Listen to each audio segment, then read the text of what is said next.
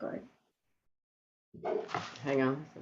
Welcome to our next program of East Meets West. And today I have my colleague, my friend, for sure, Jules, riding with us. And who is Jules? Jules is a humorous speaker, facilitator, trader, and coach.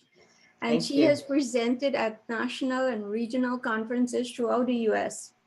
She loved telling stories, and she has this humorous side of her that is very engaging and entertaining for her clients. Her background includes human resource roles with the Fortune 500 companies, including Avon, American Express, and many other companies that she would have worked for and consulted with. And Jules is here today to help us as leaders in whatever role that we are playing here today, to help us use storytelling to better our leadership. And Jules is the expert in that. I'm sure we're going to have a lot of value added today. And Jules, I want to say thank you so much for joining us and Thank giving you. us some of your time. We really appreciate it. So, Jules, want to say anything before we get into our discussion about storytelling? Well, when I was listening to you when you said East meets West, today it's North meets South because I'm sitting in New York, a little north of New York City. And if you don't know from my voice, I grew up in Queens, New York, which informs a lot of my storytelling. And the local stories and how we grew up sometimes informs and gives us a lot of gifts of storytelling and forms connections with people that are amazing and inspiring. So I always say the best stories are hiding plain sight in the room. It's not just the ones I tell, it's the ones I get to listen to and be privileged to hear. So, thank you, Jules. And yes, Jules is from the US, and she worked with many of her clients to help them along this line here. And I've been studying and reading, listening to a lot of speakers who talk about how to use storytelling in organizations, and how that is becoming something very important for leaders in bringing across their vision and their mission, and through a form of a story, their culture and all aspect of how they engage their team in getting them to understand Mm-hmm. something than just telling them it, but it comes through a story that is more impactful. So, Jules, tell us a little bit about what are some aspect of storytelling, and what is that about? I'm going to use a quote from somebody I respect and who gave me a very important mentorship moment many years ago. His name is Robert Dickman. He wrote the Powers of Persuasion, and he took the time to reach out to answer a LinkedIn message, first of all, then took the time to be on a call, and then before there was Zoom and all these things, did a video call with me in real time. So the other guidance is always be ready for camera when you do networking calls. But he wrote this inspirational book, and I'm going to share two things. First of all, the quote I always use from him is this: a story is a fact wrapped in an emotion that compels us to take an action that transforms our world.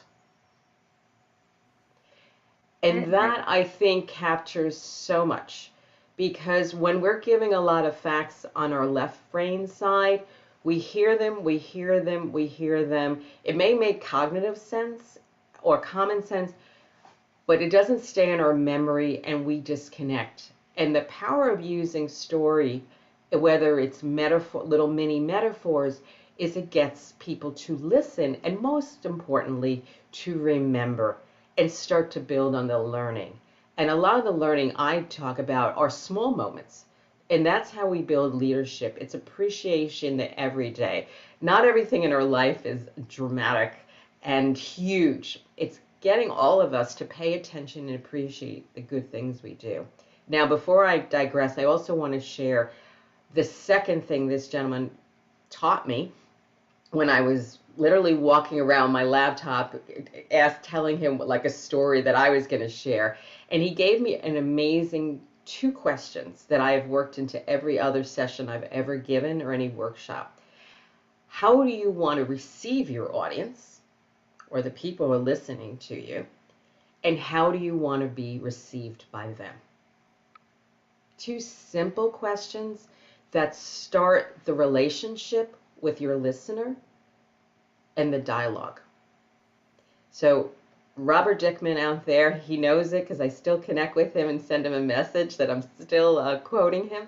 But I thought those were the best gifts of a conversation that he shared that I've been playing forward since then. So I think you had a question a few seconds ago, but so can you repeat it? That would be great.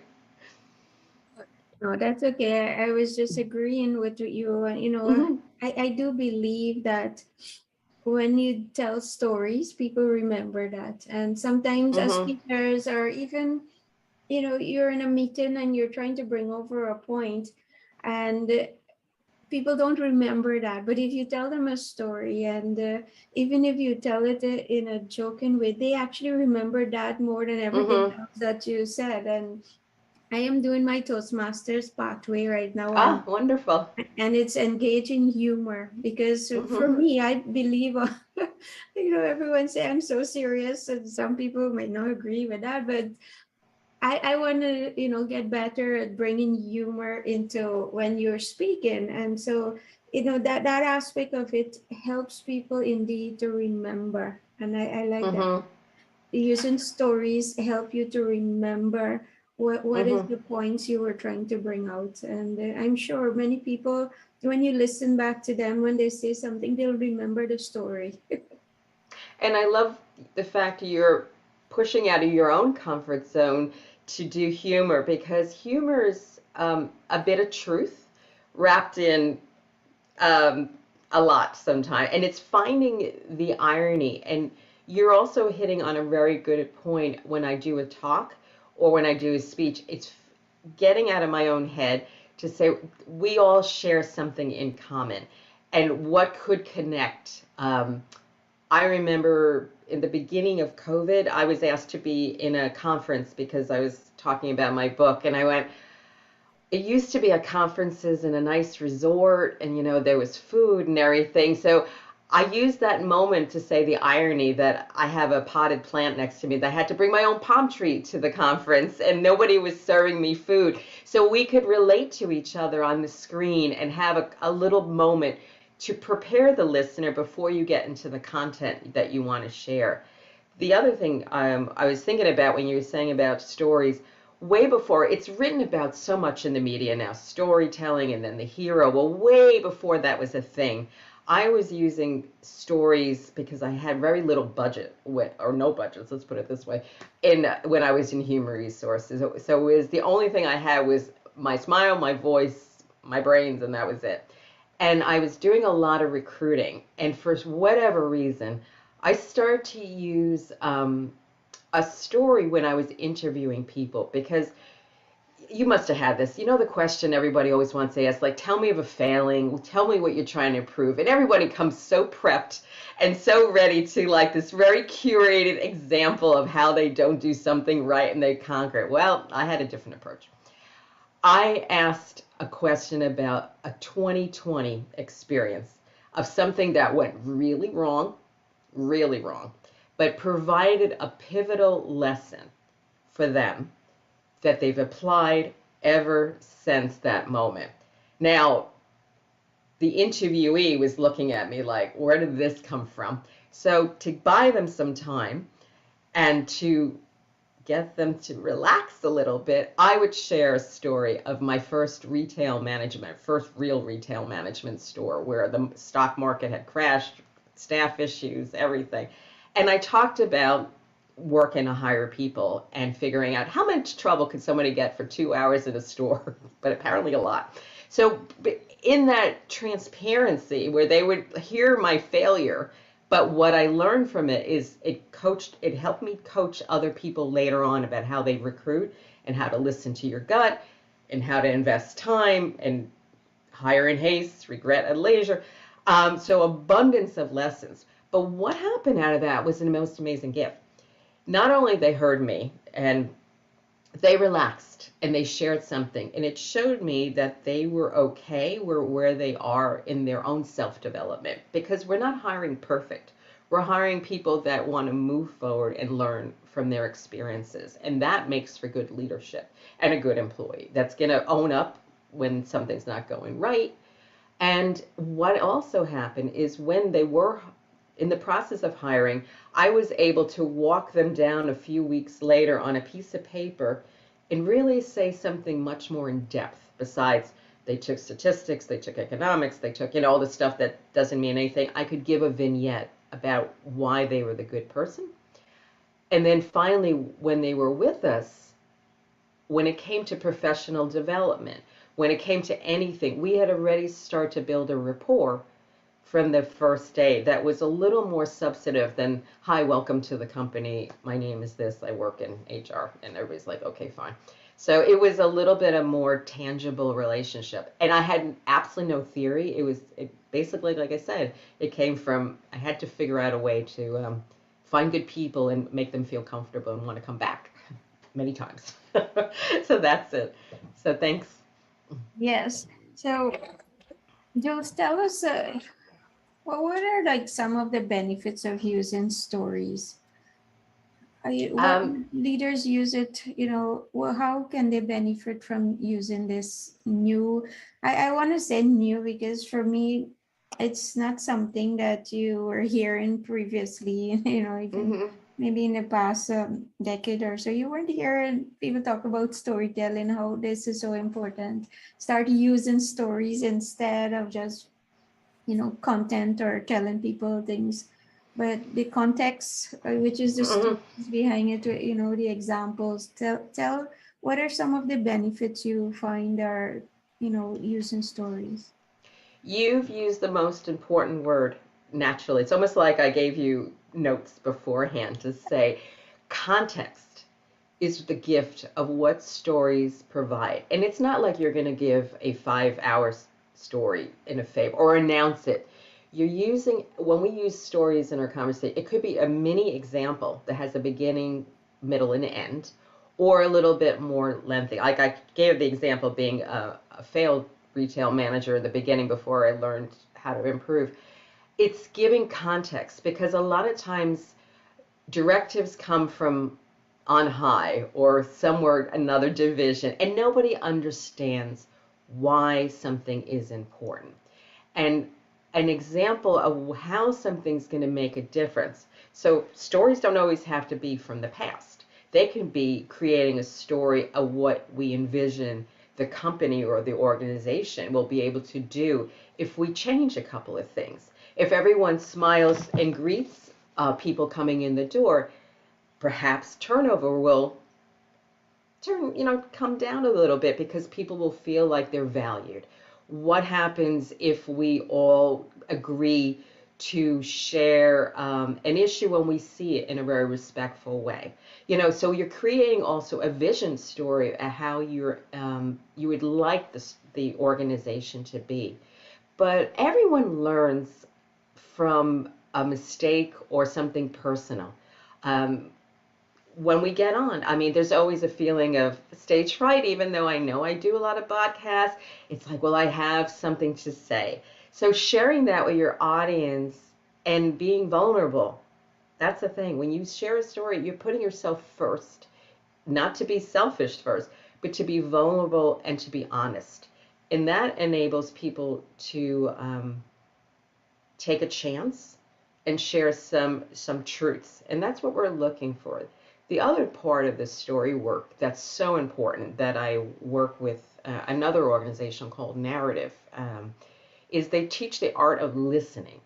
And when we listen to the stories, first of all, our brains are hardwired for storytelling. It's been with us from the beginning of time. In a cave, afterwards, people have always shared stories, and it's across cultures. But when we listen with our whole brain, and that's the beauty of it. And it teaches us how to not interrupt, to be appreciative. So there's a whole art and science besides the story about how to receive and share the stories. And it can bring down a lot of tension and conflict if we practice. And it's hard sometimes. Like I know at home, my husband and I interrupt each other and try to learn. So even though I preach and I teach, I'm always learning. But this is the hardest academy of all when it's somebody close to you, your relatives. But it's about listening and doing your best and keep going at it. So, Jules, how can leaders use storytelling to better their leadership? What do you think they can do? Maybe some examples of how you might have used storytelling in your leadership and your roles, whether it's with your clients or even with your husband. I know it's always a fount of information. I'm going to reference one person I worked with this year who is in a senior leadership role in an organization. And in the midst of the states have been going through COVID-19 and all the challenges, and she's running an organization, has many different divisions and chapters all over the United States. And she was going to be addressing a conference at one state. And she was very, very determined to speak from the heart and share how concerned she was and what their efforts meant to her, how all the people, feet on the ground people, what they had accomplished. But she had a very reasonable concern. She didn't want it to come across as trite or that she was just giving lip service or things wouldn't be out of context and it would not be received the way her intent was.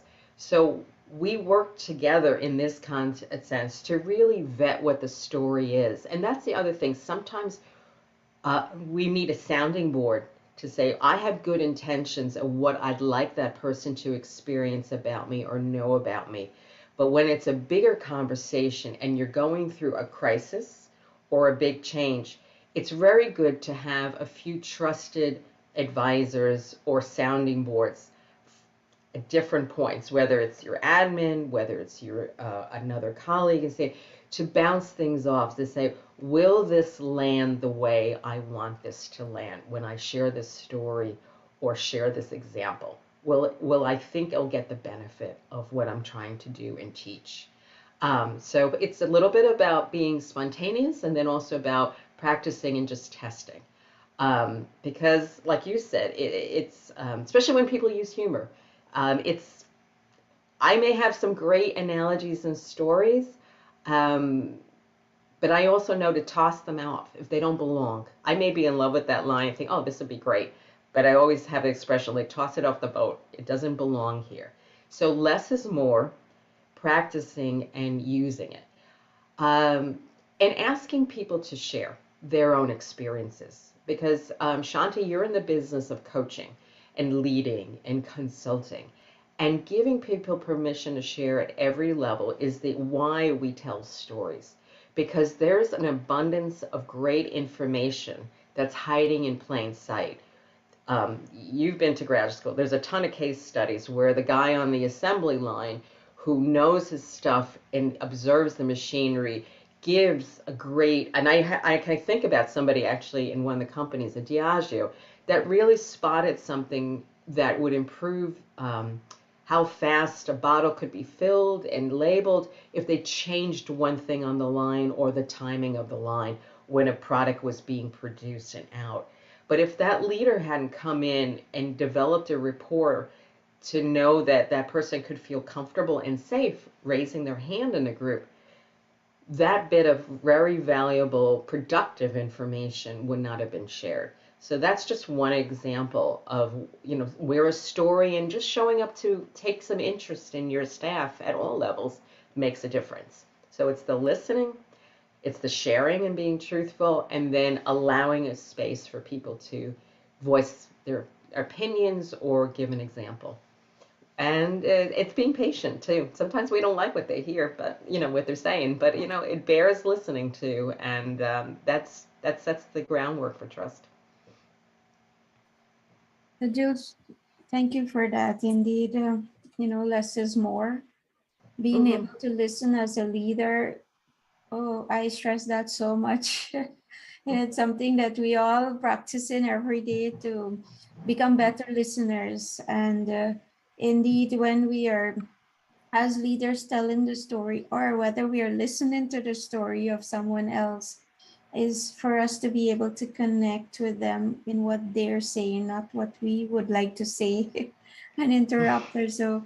But when, I know that before you came on the call, we were talking about your weekend and, the lesson behind the story that you started to tell me of your experience. But I would actually share maybe one Ah, lesson out of your weekend. yes, I had the pleasure. My husband, just to give context, is track and field coach. Actually, he was part of the Guyanese Olympic team when it went to Beijing in 2012. So he's coached on the college level, and then he's at independent athletes. And we had the pleasure of going to one of this athlete's wedding, and they had it in. They decided to have it in New Orleans. They've been waiting 2 years to have an in-person wedding, so they found the best place to celebrate. And both of them have connections to Guyana. One was born there, and one as parents. And it was joyful. And we had people from all over the country, from different aspects of their life, and it was such a beautiful vision of the ceremony. But then we took to the streets because I'm sure you all have seen Mardi Gras or these bands that go through the streets of the French Quarter. Well, they arranged for one for us to keep us busy while they were changing the room for the reception. And it was the most joyful thing. First of all, we all were commenting on that no one could tell like who was family, who was friends, because we had such a synergy. We were just sharing in the joy, and there was something that connected all of us in our style during that weekend. So that was the one thing. Because I'm sure you all been to a wedding where like there's a pocket of people over here and they're not coming across the floor, and there's another one over there and nobody's talking to each other. So it's like all these little camps. This one was just a blend. You thought we were all friends forever. The other thing, talk about a community joy-filled moment, was there's all these balconies, and when you do this parade, apparently you need police to follow you because they want to make sure traffic is managed. But we were able to connect with everybody in the neighborhood. So I used, because I knew I was going to eat later, so I was waving to people on the street, in the balcony, and we got to share the joy and the success of this beautiful moment. And then we're going to carry this as a big mental prompt. So thanks for bringing it up. And it was just most incredible. It's like one of my top experiences. So sharing the joy and creating, well, we'll never be able to have a parade every time we do something, but the little moments and appreciating and having those times to have like one-to-one conversations offline.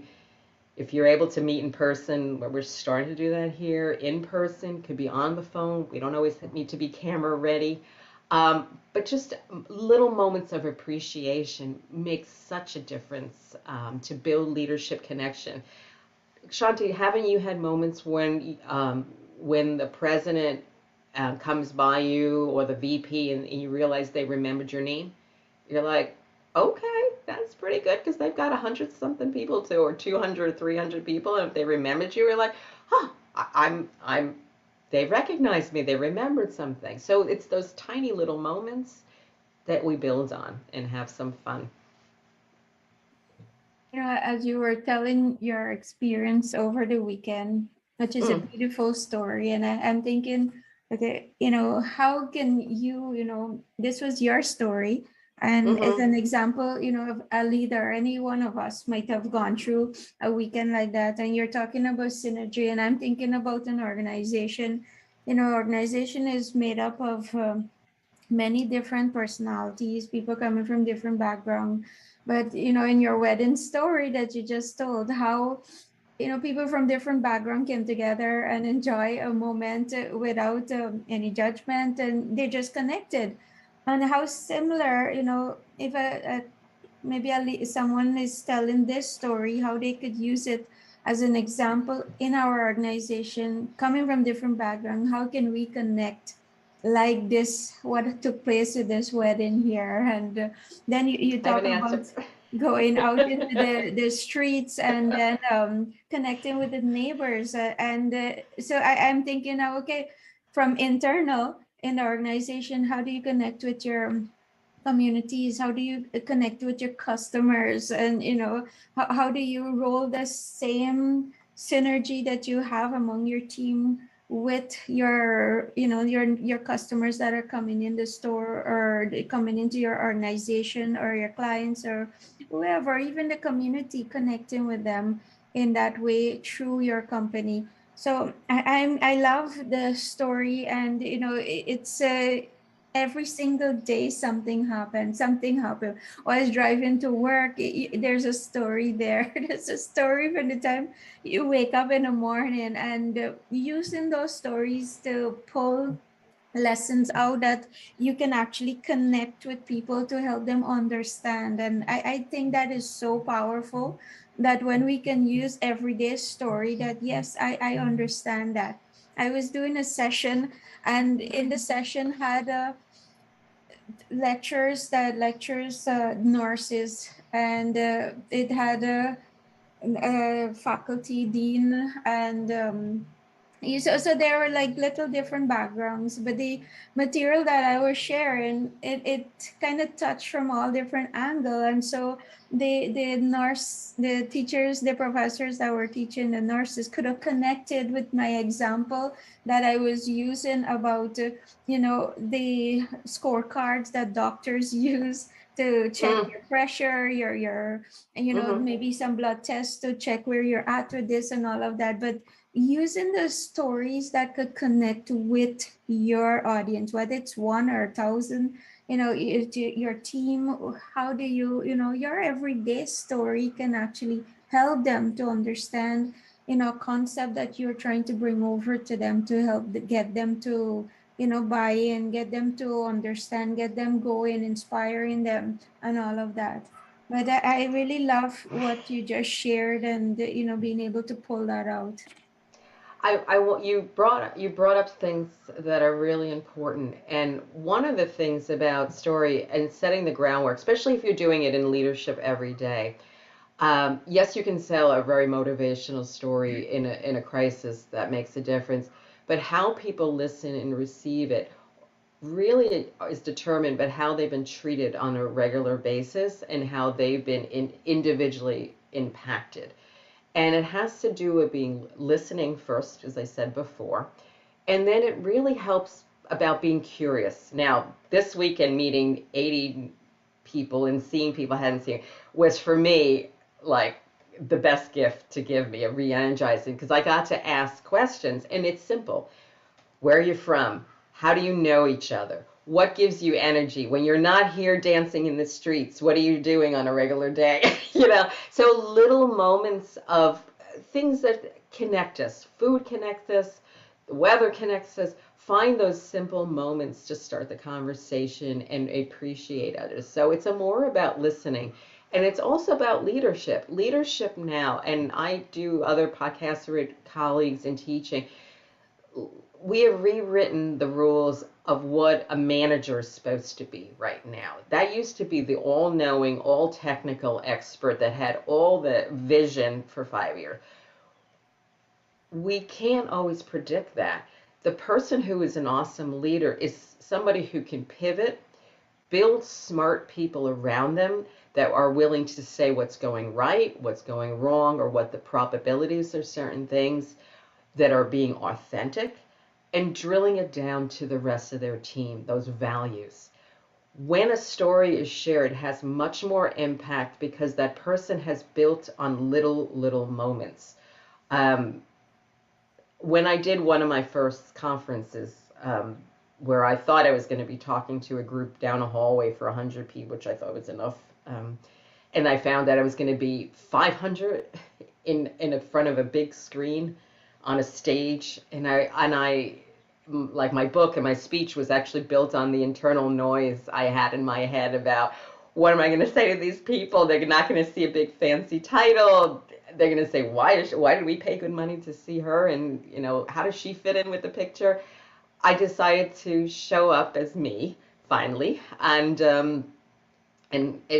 approach people like a friend, all 500 eyeballs, sets of eyeballs. But before that event happened, I made sure I was out there building rapport because I got to the conference early, 3 days. I was on a panel, which helped, and I went into little breakout groups, and I was curious. I went to every session, and I also sat in every break, and I ended up facilitating, the round tables, people get together and start talking. Well, I would end up listening and asking good questions to build some followers before my speech came. So it's setting the groundwork of how somebody's going to experience who you are and what you're doing, and be willing to make a mistake and admit it. That's the other thing too we don't talk about enough. Like, we have a bunch of things we could learn from each other if we just give a chance to say, I was wrong, give me a chance to explain, or as we say in Queens, a do-over, to just try again, and at least give yourselves a permission to do that. So learning from our mistakes is a huge, big thing that leaders could show.